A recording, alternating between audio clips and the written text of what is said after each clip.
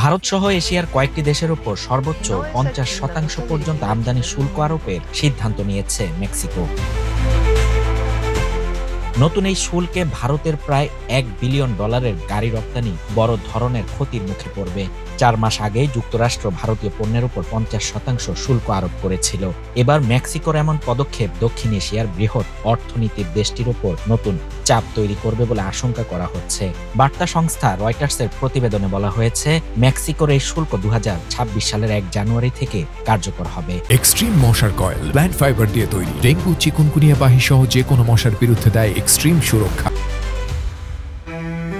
শুল্ক আরোপ করা হয়েছে অনেকগুলো পণ্যের উপর। এর মধ্যে রয়েছে অটো পার্টস, ছোট গাড়ি, পোশাক, প্লাস্টিক, স্টিল, টেক্সটাইল, চামড়াজাত পণ্য, মোটরসাইকেল, অ্যালুমিনিয়াম। সংশ্লিষ্টরা বলছেন, ভারত, চীন, দক্ষিণ কোরিয়া, থাইল্যান্ড ও ইন্দোনেশিয়ার মতো যেসব দেশের সঙ্গে মেক্সিকোর কোনো মুক্ত বাণিজ্য চুক্তি নেই, তারা এই শুল্কে প্রভাবিত হবে।